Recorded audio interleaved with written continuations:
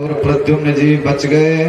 विद्यावती ने पालन पोषण किया और बड़े होकर के इन प्रद्युम्न जी ने संबरासुर का वध किया। मेरे गोविंद का दूसरा विवाह जो है वो हुआ जाम्बवती महारानी के साथ। और जब मेरे भगवान जी के ऊपर में कलंक लग गया ना, कलंक, बहुत बड़ा कलंक लगा मेरे भगवान जी को। काजल से भी काली अगर कोई वस्तु होती है बंधुओं तो वो है व्यर्थ का कलंक। हितलाल बाबा ना करें कि किसी को कलंकित होना पड़े, लेकिन ये समाज की विडंबना रही है। सत्यजित ने आरोप लगाया कि कृष्ण ने मेरे भाई को मार करके मणि ले ली। सत्यजित ने ऐसा कलंक लगाया। और जिन श्री कृष्ण प्रभु ने द्वारिका वासियों के लिए इतने बड़े बड़े काम किए हैं, आज वही द्वारिका वासी भी सोचने लगे हाँ भैया बात सही है।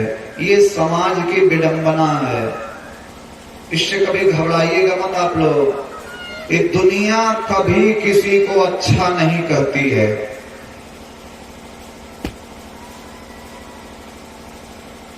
कभी किसी को अच्छा कहीं नहीं। अगर आप सोचेंगे कि दुनिया हमें बहुत अच्छा समझे, हमारी बड़ी तारीफ करे, ये नामुमकिन है।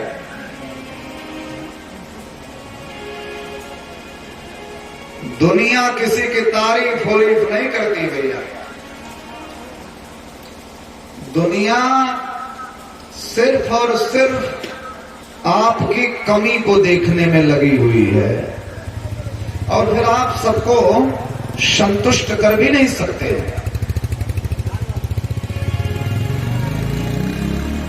इसीलिए कहा गया है समाज में चलना तलवार की धार पर चलना होता है। समाज की जो बहुत ज्यादा परवाह करता है वो अपना कभी व्यक्तिगत विकास नहीं कर पाता।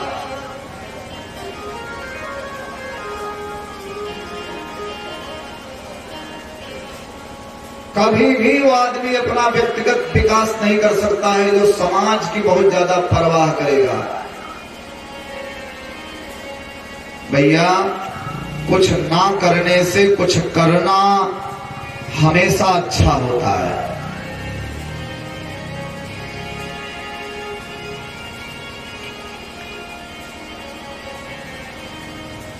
आप समाज के साथ में 100 अच्छाई करिए, समाज के बारे में सोचते रहिए, लेकिन एक दिन आपसे जरा सी गलती हो जाएगी तो दुनिया आपकी 100 अच्छाइयों को भूल जाएगी और वही आपकी एक गलती पकड़ेगी। भैया फलाने हमारे साथ ऐसा किए। किसी आदमी को आप 99 बार मांगने पर रुपया उधार दीजिए और एक बार कभी ना रहा या आपने मना कर दिया तो 99 भूल गया, वही एक पकड़ लेगा, भैया हमको नहीं दिए।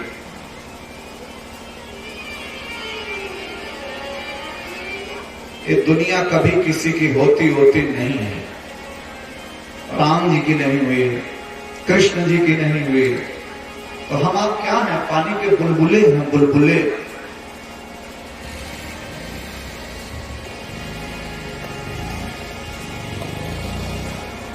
जिन भगवान श्री कृष्ण ने द्वारिका वासियों के लिए इतना बड़ा बड़ा काम किया, आज द्वारिका वासी कृष्ण प्रभु को कलंक लगा दिए।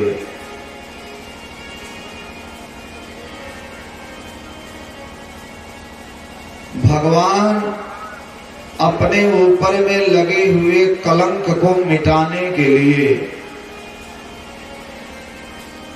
कुछ बुजुर्गों को साथ लेकर के मणि के तलाश में निकले। एक बात और है, किसी भी सभा में बुजुर्ग का होना बहुत जरूरी होता है। वृद्ध सेवा ब्रह्मचर्य मूलम। चरित्रवान बनना चाहते हो, जीवन के पथ पर आगे बढ़ना चाहते हो, तो एक बूढ़ा जरूर रखो अपने साथ।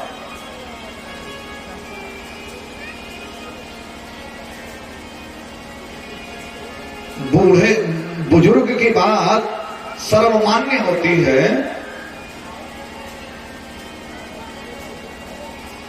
बुजुर्ग के जीवन का जो अनुभव होता है वो अलग होता है।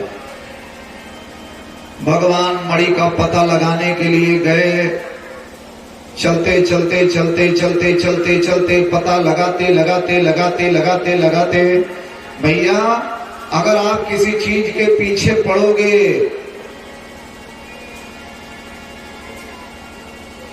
तो मंजिल मिल ही जाएगी। वैसे एक कहावत है, पीछे पड़ने से कोई चीज मिलती नहीं है। जिस चीज के आप पीछे पड़ोगे वो आपको नहीं मिलेगी। लाइफ में पीछे पड़ने पर केवल एक चीज मिलती है, वो है विद्या। विद्या के पीछे पड़ोगे तो विद्या आपके हाथ में आएगी, लेकिन अगर आप धन के पीछे पड़ोगे कि हे भगवान हमें धन मिल जाए, हमें धन मिल जाए, हमें धन मिल जाए, धन आपसे उतना ही दूर भागता जाएगा।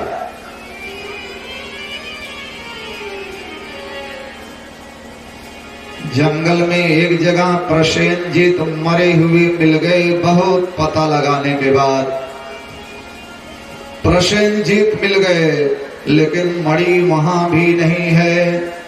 थोड़ा आगे जाने पर प्रसेनजीत जहां मरा है वहीं से शेर, और आगे जाने पर शेर भी मरा हुआ है, वहीं से भालू के पैर का निशान देखते देखते भगवान एक गुफा में पहुंचे। बुजुर्गों से बोले आप लोग बाहर खड़े रहो, और उसी गुफा में भगवान जो मणि के नजदीक पहुंचे, भालू के छोटे छोटे बच्चे चिल्लाए। एक बहुत बड़ा भालू आया, भगवान जी के साथ में बड़ा घमासान युद्ध हुआ उस भालू का। 27 दिन बीत गए युद्ध करते करते, और 27वें दिन श्री सुखदेव कहते हैं, हे राजा परीक्षित, भगवान ने ऐसा मौका मारा कि भालू की नस नस ढीली हो गई। दूसरा मुक्का ताने तो वो भालू बोला बस प्रभु बस बस। भगवान बोले बस? बोले हाँ बस। बोले क्यों? बोले मैं आपको पहचान गया, आप मेरे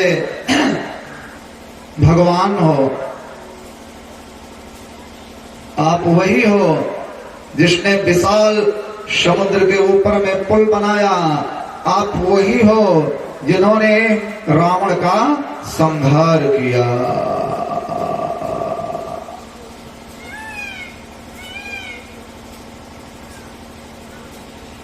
ये भालू और कोई नहीं थे, जामवंत जी थे। जामवंत जी, जिन जामवंत जी के बारे में हम लोग सुंदर कांड में पढ़े हैं। जामवंत कह सुनो हनुमाना, जामवंत कह सुनो हनुमाना, का चुप साधि रहो बलवाना, का चुप साधि रहो बलवाना। जामवंत के बचन सुहाए, सुने हनुमंत हृदय अति भाए। ये रामावतार के जामवंत जी थे। जामवंत जी ने कहा प्रभु भले आप कृष्ण के रूप में आए हो, लेकिन आप मेरे आराध्य हो। संसार में ऐसा कोई माई का लाल नहीं, मेरे प्रभु राम के अतिरिक्त ऐसा कोई योद्धा नहीं जो मुझे अपनी मान से बेहबल कर दे। ऐसा कोई योद्धा नहीं। आओ बहनी बैठो, कल भी तुम पुरस्कार जीती आज भी। ये बहनी कल भी सबसे पहले आई और सबसे अंत में गई थी। ये पहली श्रोता है हमारी। पूरा खाली मैदान है, चाहे जहां बैठो अपने हिसाब से। ये कल भी सबसे पहले आई थी और आखिरी में गई थी। यही सुन रही है बढ़िया से कथा। भगवान बोले जामवंत जी चलिए, जो हुआ सो हुआ। अब बड़ी टेंशन हो गई है जामवंत जी, बड़ी टेंशन हो गई है किसी मणि की वजह से, और यही मणि मैं ढूंढते ढूंढते आया हूं। आप ये मणि हमें दे दो। जामवंत जी बोले मणि तो देंगे प्रभु, लेकिन भगवान कहे लेकिन क्या है जामवंत जी? बोले प्रभु लेकिन दहेज में देंगे। तो भगवान बोले दहेज में मतलब? बोले मतलब ये प्रभु कि आप हमारी ये बेटी है जामवंती, आप इसका हाथ अपने हाथ में लीजिए, इसका पाणी ग्रहण करिए, इसको अंगीकार करिए, इसको स्वीकार करिए, इसको अपनाइए, इसको अपनी धर्म पत्नी बनाइए और दहेज में मणि ले जाइए। भगवान बोले जामवंत जी तुम्हारा दिमाग खराब है। अरे मेरा विवाह हो चुका है, हमारी श्रीमती घर में है, ऑलरेडी उपस्थित है हमारी श्रीमती जी रुक्मिणी। मैं शादीशुदा हूं, मैं विवाहित हूं जामवंत जी। जामवंत जी गए प्रभु क्या आप रामावतार में एक पत्नी व्रती थे, मर्यादा पुरुषोत्तम थे, अभी किस बात की चिंता है? आप तो लीला पुरुषोत्तम हो। एक और श्री भगवान नानुकुर करते रहे और जामवंत जी ने जामवती का हाथ कृष्ण के हाथ में दे दिया। श्री सुखदेव कहते हैं राजन मेरे भगवान की द्वितीय पटरानी भई जाम्बवती। बोलिए जाम्बवती महारानी की जय। राजा सत्राजित को अपनी गलती का एहसास हुआ जब भगवान मणि लेकर के गए और बोले ये रही आपकी मणि, आपने जो मेरे ऊपर कलंक लगाया था। तब जामवंत जी सत्राजित जी बड़े लज्जित हुए। मैंने बड़े आदमी के साथ में विरोध किया, बड़े आदमी के साथ में विरोध खतरनाक होता है। बड़े आदमी के साथ में विरोध बहुत खतरनाक होता है। सो सत्राजित जी बड़े लज्जित हुए, बोले श्री कृष्ण जी मैं बड़े बहुत लज्जित हूं, ये लीजिए आप मणि के साथ साथ मेरी बेटी सत्यभामा को भी अंगीकार करिए। भगवान बोले सत्राजित जी मेरे एक नहीं दो दो विवाह हो चुके हैं। तब सत्राजित जी बोले प्रभु एक और सही। तो भगवान की तीसरी पटरानी है सत्यभामा। मेरे भगवान की चतुर्थ पटरानी है कालिंदी। एक दिन भगवान श्री कृष्ण अर्जुन के साथ में टहल रहे हैं यमुना के किनारे। तो अर्जुन ने देखा कि एक सांवली सांवली स्त्री, सांवली सलोनी स्त्री यमुना के किनारे तपस्या कर रही है। अर्जुन जी गए और बड़े प्रेम से पूछे कि देवी आप कौन हो?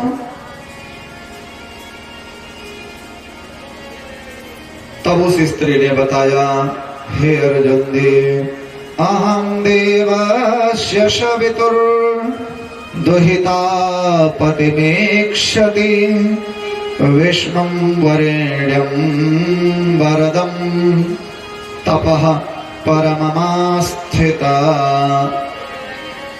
मैं भगवान सूर्य की बेटी हूं, उस सांवली स्त्री ने बताया। I am a daughter of Suryadev. मैं सूर्य की बेटी हूं, आप यहां क्या कर रही हैं? मैं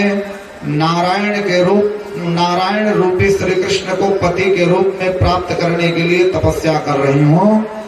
कालिंदी मेरा नाम है और मैं यमराज की बहन हूं। तब अर्जुन कहे, देवी वो कृष्ण जी तो हमारे साथ टहल रहे हैं। अर्जुन ने कालिंदी का हाथ कृष्ण के हाथ में दे दिया। चतुर्थ पटरानी भई कालिंदी महारानी। विंद और अरविंद नाम के एक राजा हैं। विंदान विंदावावंत्यो दुर्योधन वसानुगो। विंद और अरविंद नाम के राजा की एक बड़ी सुंदर बहन है मित्रवृंदा। मित्रवृंदा परम सुंदरी है। भगवान का 5वां विवाह हुआ मित्रवृंदा के साथ। पंचम पटरानी भई मित्रवृंदा और मेरे भगवान का 6ठा विवाह हुआ। नग्नजित नाम के एक राजा हैं और नग्नजित नाम के राजा की एक बड़ी सुंदर बेटी है नागनजिति। 6ठा विवाह नागनजिति के साथ हुआ। 7वां विवाह मेरे गोविंद का हुआ भद्रा के साथ और 8वां विवाह हुआ लक्ष्मणा के साथ। तो ये 8 पटरानियां हैं कृष्ण की। 8 रुक्मणी, जाम्बवती, सत्यभामा, कालिंदी, मित्रवृंदा, नागनजिति, भद्रा और मध्य देश के राजा की बिटिया का नाम है लक्ष्मणा। 8 पटरानियों के साथ भगवान बड़े प्रेम से द्वारिका में रह रहे हैं। इसी समय एक घटना घट गई। एक राजा है भौमासुर। राजा क्या है? अपनी ताकत का दुरुपयोग करने लगा। ये बड़ा पापी है। ताकत का करने लगा दुरुपयोग। कभी कभी क्या होता है ना कि कुछ अयोग्य लोगों के पास में कुछ विद्या चली जाती है, वही कहलाते हैं ज्ञान फल। कभी कभी आप समाज में देखते होंगे कि कुछ ऐसे भी धनी हो जाते हैं, समाज में ऐसे लोग भी धनवान नजर आने लगते हैं जो किसी क्रिया के नहीं हैं।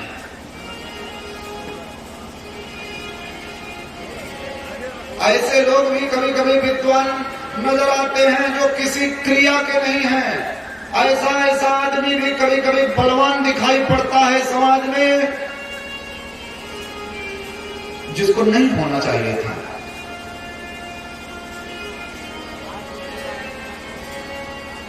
यही होते हैं पापी, ये होते हैं ज्ञान खल। भगवान ने धन दे दिया, भगवान ने संपत्ति दे दिया, भगवान ने विद्या दे दिया, भगवान ने कोई हुनर दे दिया तो उसका घमंड करते हैं। भौमासुर भी इन्हीं पापियों में है। हाँ, बहुत ताकत दे दिया, लेकिन ये पापी अपनी ताकत का दुरुपयोग करने लगा। अपने बल के घमंड में ये भौमासुर बड़े बड़े राजाओं के यहां जाकर आक्रमण कर देता। राजा लोग जब हार जाते तो उन राजा की सुंदर सुंदर बेटियों को ये पापी जबरदस्ती उठा ले जाता था। हथकड़ी और बेड़ी में जकड़ करके काल कोठरी में फेंक दिया है। बहुत बड़े बड़े राजाओं के राजकुमारियों को ये पापी बंदी बनाया है। नरक से भी बदतर जीवन जी रही हैं वो राजकुमारियां। काल कोठरी में सब अपने जीवन जीने की आशा छोड़ चुकी है, क्योंकि ये पापी है ना, ये दुष्ट है, अज्ञानी है, इसको बल हो गया है, इसके मन में एक फितूर सवार है। फितूर कि मैं वर्ल्ड रिकॉर्ड कायम करूंगा।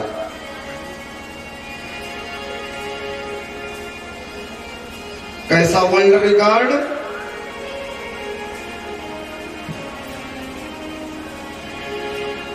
जब ये रानियां 20,000 हो जाएंगी तब मैं विवाह करूंगा। 16,100 राजकुमारियों को बांधा है ले जाकर के अपने कारागार में। मेरे भगवान जी के पास में संदेशा आया कि रानियां नरक से भी जीवन जी रही हैं और राजकुमारियां, संसार में कोई माई का लाल नहीं जो इन्हें बचा सके। भगवान के पास देवता संदेश लेकर के आए। देवता पहले नहीं आए, देवता तो एक नंबर के स्वार्थी हैं। देवता पहले नहीं सूचना दिए कृष्ण जी को। वो तो एक दिन भौमासुर गया, और भौमासुर जब गया तो इंद्र की माता अदिति का कुंडल नोच ले गया। हाँ, कुंडल और चैलेंज दिया, इंद्र तुम्हारे अंदर ताकत होगी, आकर मुझसे लड़ना, और जब जीत जाना तो अपनी माँ का कुंडल ले जाना। तो अरे माई कुंडल नोच के ले जा रहे हैं। स्वर्ग के राजा इंद्र की माता अदिति का कुंडल नोच ले गया। बहुत बड़ी मीटिंग बैठी देवताओं की, भैया क्या किया जाए, भौमासुर तो बहुत ताकतवर है। तो सारे देवता कहने लगे भैया हमारे साथ ये अत्याचार किया, एक बोले हमारे साथ ये अत्याचार किया। तो वरुण देवता कहे भैया हमारा छाता लेकर के चला गया है, छाता। तो देवता कहे चुप रहो यार, इतनी बड़ी बड़ी समस्या है, अब तुम अपना छाता लेकर के टहल रहे, तुमको अपने छाते की पड़ी है। भगवान श्री कृष्ण के पास में संदेश आया तो कृष्ण जी ने नारद जी को भेजा। नारद जी कृष्ण जी का जब संदेश लेकर के भौमासुर के पास में गए तो भौमासुर ने कहा हे नारद जी, जाओ और जाकर के श्री कृष्ण से कह देना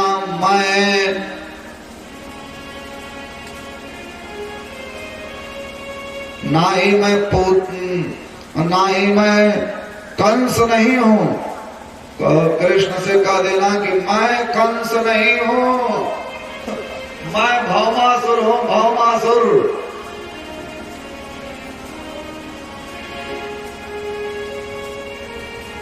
आदरणीय तिवारी जी का बहुत बहुत स्वागत है।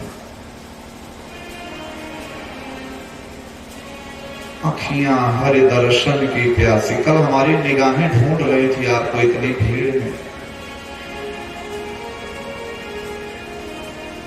भक्त आदमी है ना, भक्ति युक्त कथा सुनते हैं। कल आप नहीं आए, हमारी कथा ही नहीं जमी। भाव से बोलिए जय श्री हितलाल बाबा। भगवान श्री कृष्ण जब भौमासुर का संदेश सुने तो कृष्ण प्रभु आक्रमण किए, लेकिन ये भौमासुर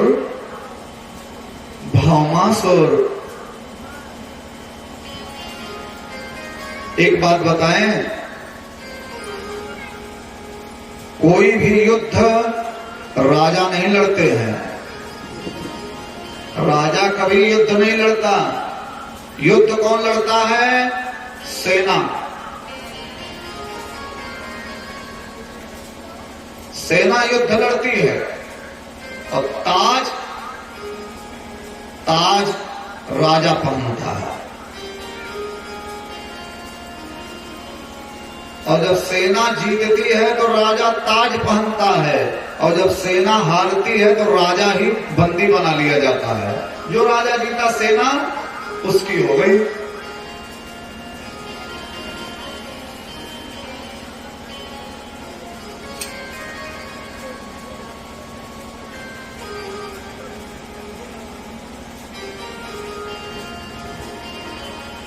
परम आदरणीय गुरु स्वरूप श्री फूलचंद मास्टर साहब जी का बहुत बहुत स्वागत।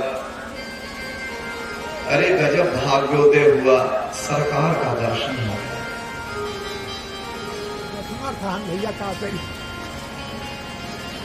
चाहे जितने असमर्थ रहे हम यहाँ से सोच रहे थे, किसी से कहे नहीं लेकिन दिल में सोच रहे थे कि मास्टर साहब का दर्शन हो जाता कैसे हो, किसी से कह नहीं पाए। बहुत खुशी हुई। कहीं कुर्सी लेकर के बैठेंगे तो आपको सुविधा होगी, नहीं उधर तिवारी जी होने के बगल बैठे तो आनंद मिलेगा। गजब हितलाल बाबा कृपा की, इतनी सेवा की है आप आपकी बार। हमारे महाराज जी तो आपको बहुत ही मानते थे। पूरे मौजा में कहीं आवे तो एक बार खोजेंगे। और हम भी बैठे बैठे यही सोच रहे थे कि मिल जाओ राम, तरस रही अखियां, मिल जाओ राम, तरस रही अखियां, मिल जाओ राम।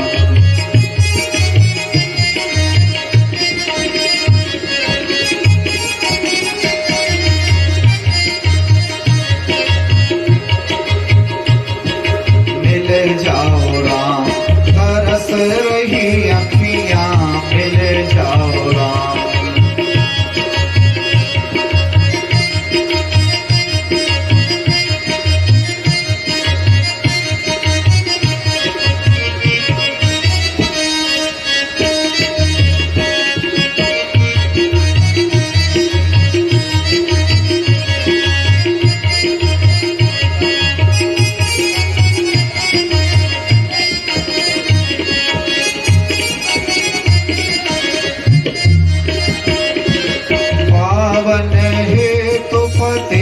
पावन को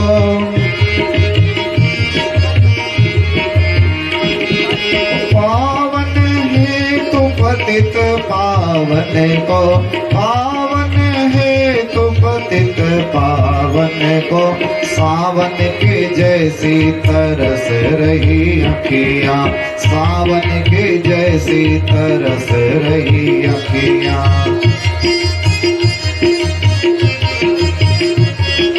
मिल जाओ राम, तरस रही अखियां, मिल जाओ राम।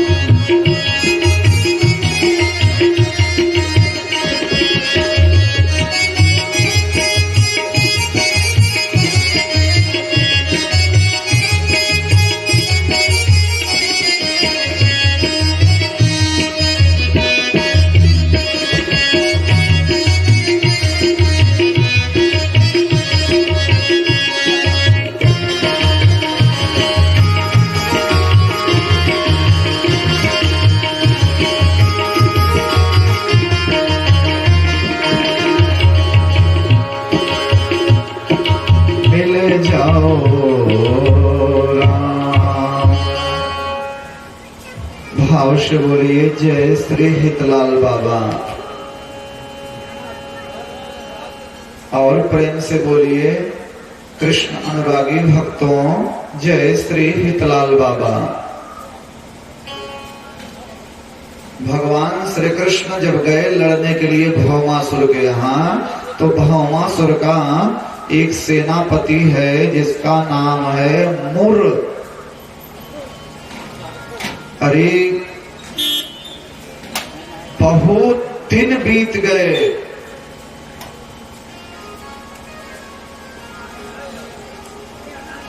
बहुत समय लग गया। बड़ी मुश्किल से भगवान मुर को मारने में कामयाब हुए।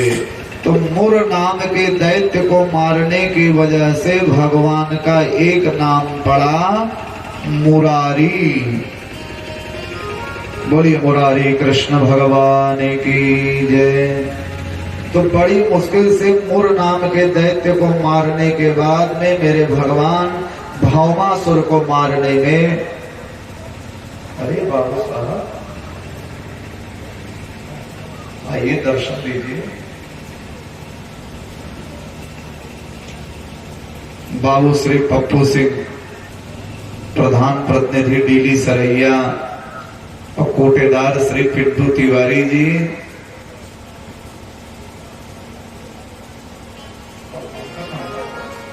तो हमारे बड़े आत्मीय हैं, बस नमो ही नहीं आ रहा है। बुधई जी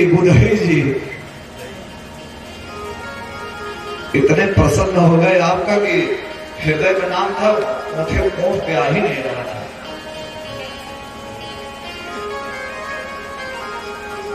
बड़े गदगद हैं बाबू पप्पू सिंह, आदरणीय श्री कोटेदार जी और श्री बुधई जी का हितलाल बाबा के दरबार में बहुत बहुत स्वागत है, अभिनंदन है, वंदन है और बहुत बहुत आशीर्वाद है आप लोगों को। सुमंगलम मंगलमीश्वरायते, सुमंगलम मंगलमच्युतायते।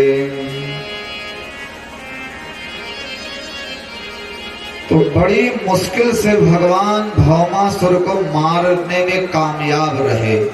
बड़ा बलवान राजा था। भौमासुर को मार करके जब भगवान भौमासुर के कारागार में गए, बड़ा पापी था, बड़ा दुष्ट था। 16,100 राजकुमारियों को बंदी बनाया है। बेचारी सब अपने अपने जीवन जीने की आशा तो त्याग ही दी थी। दरवाजा खुला, प्रकाश आया, 16,100 राजकुमारियां कृष्ण प्रभु को देखते ही रोने लगी और भगवान को भी बड़ी दया आई। ये बेचारियों की ये दशा कर दिया है। अब यहाँ से निकलने के बाद भौमासुर जैसे पापी के यहाँ ये रही हैं, कौन इन्हें अंगीकार करेगा, कौन इन्हें स्वीकार करेगा, कौन इनका पाणी ग्रहण करेगा।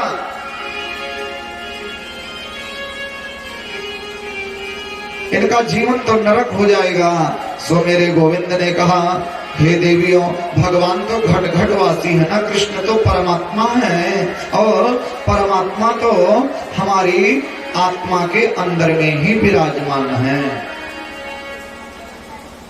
भगवान ने कहा, देवियों, अगर आप सब अन्यथा ना समझें तो मैं आप सबको अपनी पत्नी स्वीकार करता हूँ। एक मुहूर्त में भगवान ने 16,100 राजकुमारियों के साथ में विवाह कर लिया। पति माने क्या होता है?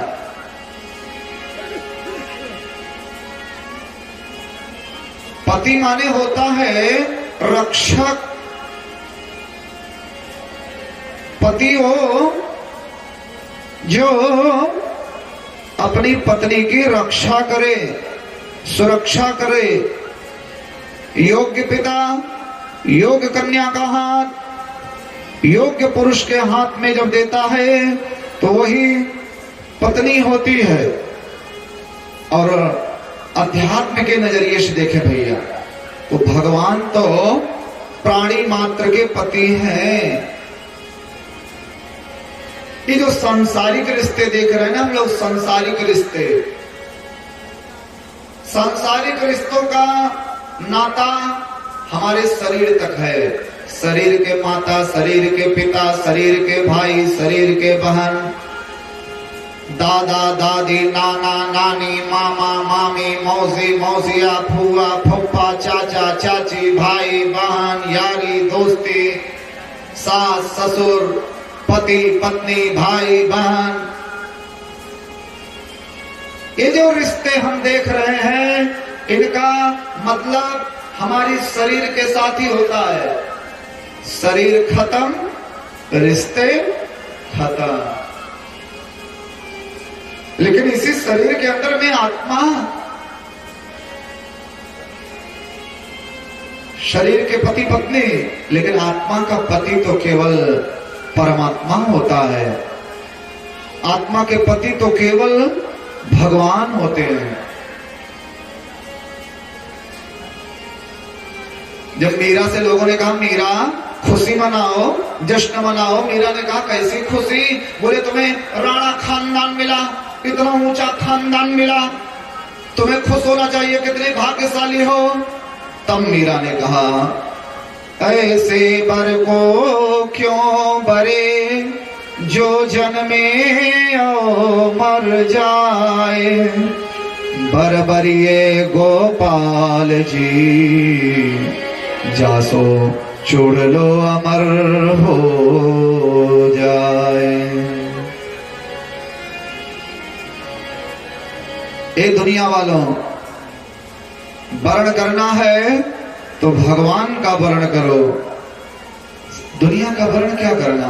तो आत्मा का पति केवल परमात्मा होता है, अर्थात श्री कृष्ण। ये 8 प्रकार की प्रकृति ही कृष्ण की 8 पत्नियां हैं। मैंने पहले भी निवेदन किया था कि भागवत कोई किस्सा नहीं है, भागवत कोई कहानी नहीं है, भागवत कोई मनोरंजन का विषय नहीं है, ना ये किस्सा है, ना ये कहानी है, ना ही मनोरंजन है। ये एक अध्यात्म है। हम लोग पोस्टर बैनर छपाते हैं तो श्रीमद् भागवत कथा ज्ञान यज्ञ, तो इसके अध्यात्म में सो लॉजिक को समझिए। ये 8 प्रकार की जो प्रकृति है, ये अखिल ब्रह्मांड ही परमात्मा है। पूरा ब्रह्मांड को आप भगवान के रूप में देखिए, निर्गुण निर्विकार निर्विशेष परब्रह्म परमात्मा। ये ब्रह्मांड जो है ये भगवान है। तो जी ब्रह्मांड के अंदर में जो 8 प्रकार की प्रकृति है, रूप रस गंध स्पर्श इत्यादि, ये जो 8 प्रकृति है यही कृष्ण की 8 पत्नियां हैं। ये तो 8 क्लियर हो गया, निकालिए। अब ये 100 कौन है? श्री सुखदेव कहते राजन 100 प्रकार के उपनिषद हैं। हमारी भारतीय संस्कृति, हमारे हिंदू दर्शन में 100 प्रकार के उपनिषद हैं। अगर आप पढ़ेंगे कठोपनिषद, ईशावास्योपनिषद इत्यादि इत्यादि करके 100 उपनिषद हैं। हाँ, और इन 100 उपनिषदों में केवल एक बात कही गई है। आज गुरु शंकराचार्य ने कहा है, षडंगादि वेदो मुखे शास्त्र विद्या, षडंगादि वेदो मुखे शास्त्र विद्या, कवित्वं सुपद्यं सुपद्मं करोमि, यशोदा किशोरे मनोज वैकिलग्नः, यशोदा किशोरे मनोज वैकिलग्नः, ततः किं ततः किं ततः किं ततः किं।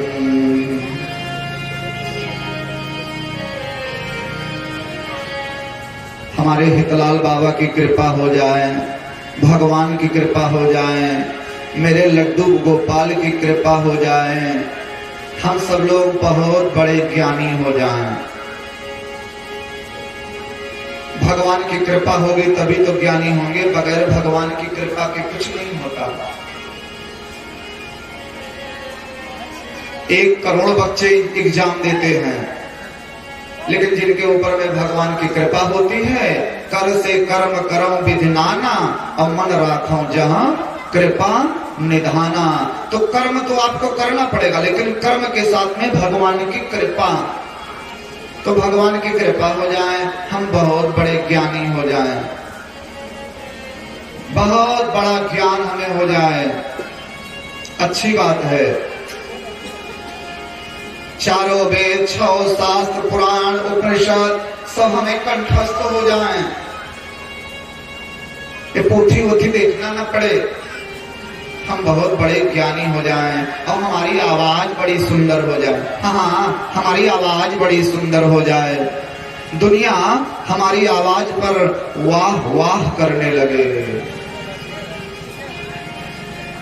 हम बड़े सुंदर हो जाएं, हमारी आवाज बड़ी सुंदर हो जाए, हमारी विद्या बड़ी सुंदर हो जाए, बड़ी अच्छी बात है। हम सुंदर, हमारी आवाज सुंदर, हमारा ज्ञान सुंदर, हमारा घर बड़ा सुंदर हो जाए, हमारा परिवार बड़ा सुंदर हो जाए, हमारी पत्नी बड़ी सुंदर हो, हमारे बच्चे बड़े सुंदर हो, हमारी समाज में बड़ी प्रतिष्ठा हो जाए, हमारी समाज में बड़ी ऊंची पूंछ हो जाए, रुपया पैसा धन दौलत मोटर मकान दुकान सब कुछ हो जाए, हम बड़े पावर वाले हो जाएं, हम बड़े पोजीशन वाले हो जाएं, सब कुछ हो जाए हमारे पास, लेकिन शंकराचार्य कहते हैं ये प्राणी तेरे पास में सब है, लेकिन अगर एक चीज नहीं है, कृष्ण भक्ति। धन दौलत रुपया पैसा सब कुछ है, लेकिन अगर इस दिल में इस मन में ऐ प्राणी कृष्ण भक्ति ना हुई तो ततः किम ततः किम ततः किम ततः किम। ऐ प्राणी तेरी विद्या व्यर्थ, तेरी आवाज व्यर्थ, तेरी कविता व्यर्थ, तेरा रूप व्यर्थ, तेरी पत्नी व्यर्थ, तेरे बच्चे व्यर्थ, तेरा मकान व्यर्थ, तेरा दुकान व्यर्थ, तेरा बैंक बैलेंस व्यर्थ, तेरी प्रतिष्ठा व्यर्थ, तेरी जिंदगी व्यर्थ, जिंदगी व्यर्थ, जिंदगी व्यर्थ।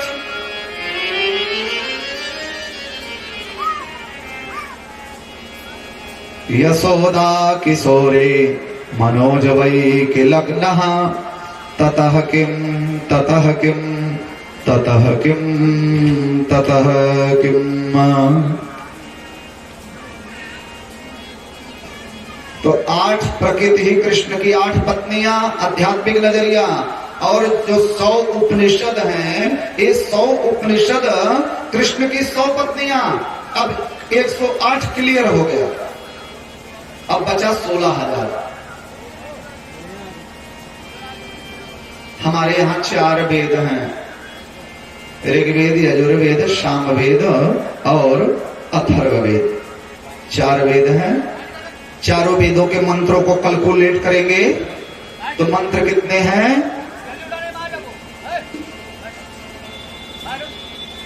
1 लाख,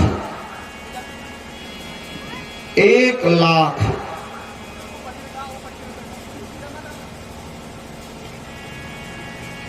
और 1 लाख मंत्र हैं वेद में, और कांड कितने हैं? 3, ज्ञान कांड, उपासना कांड, कर्म कांड। तो बड़े बड़े विद्वान देखिए बैठे हैं, कर्म कांड में 80,000 मंत्र हैं। कर्म कांड इतना आसान नहीं है।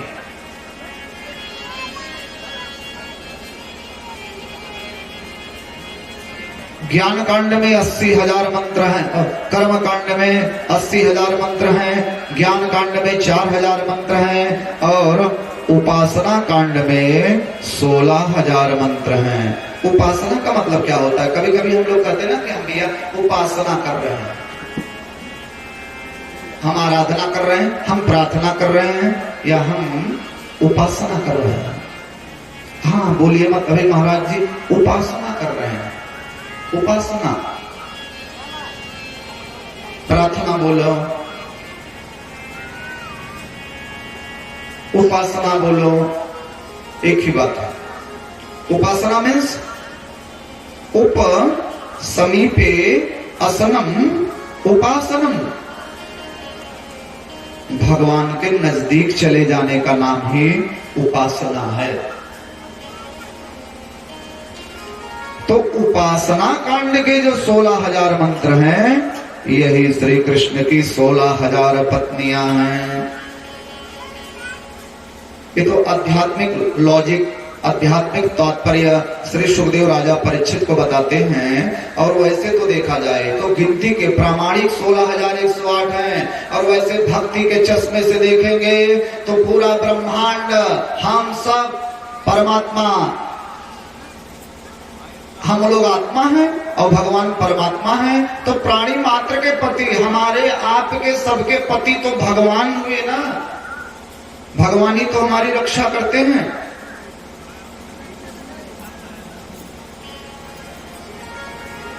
जय हो लड्डू गोपाल, हमारे लड्डू गोपाल भगवान आए हैं।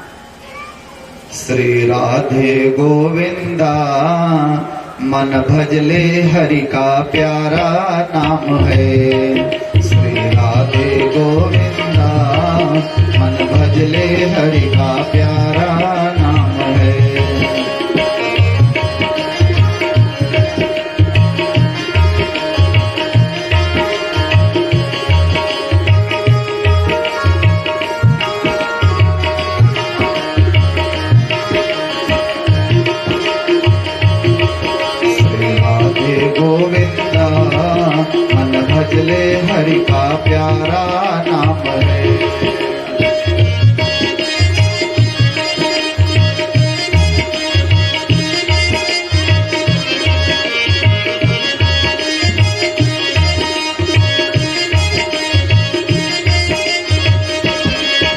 गोपाला हरि का प्यारा नाम है, नंदलाला हरि का प्यारा नाम है।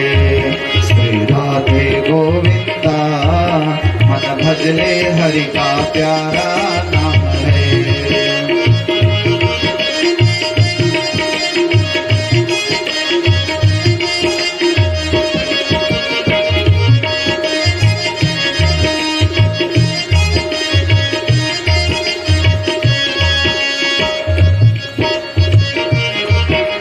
मोर मुकुट मकराकृत कुंडल केसर तिलक लगाए, केसर तिलक लगाए। मोर मुकुट मकराकृत कुंडल केसर तिलक लगाए, केसर तिलक लगाए। वृंदावन के कुंज कलिन में सबको नाच नचाए, वो तो सबको नाच नचाए। श्री राधे गोविंदा मन भजले हरि का प्यारा नाम है।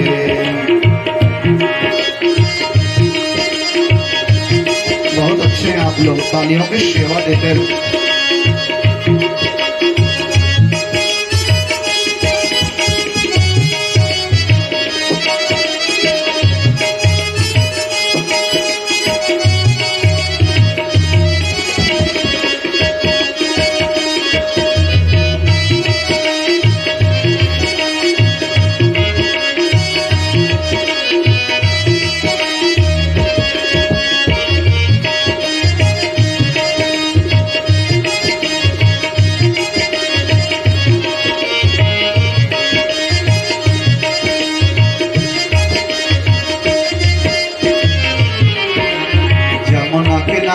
धेनु चरावे माधव मदन मुरारी, माधव मदन मुरारी। मधुर मुरलिया जबी बजावे हर ले सुध बुध सारी, वो तो हर ले सुध बुध सारी। श्री राधे गोविंदा मन भजले हरि का प्यारा नाम है।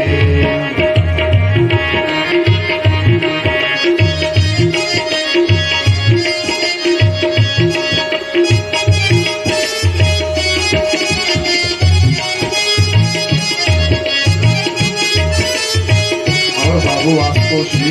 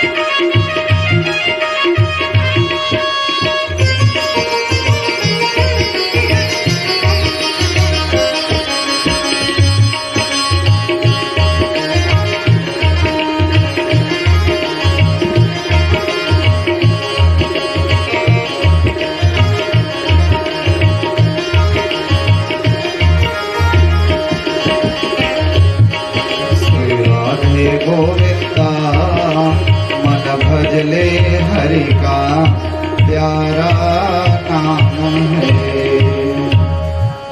श्री राधे गोविंदा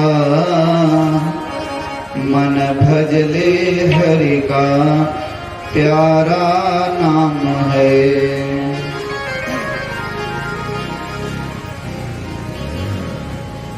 गिरधर नागर कहती मीरा सूर को श्यामल भाया, सूर को श्यामल भाया। तुकाराम और नामदेव ने विठ्ठल विठ्ठल गाया, वो तो विठ्ठल विठ्ठल गाया। श्री राधे गोविंदा मन भजले हरि का प्यारा नाम है।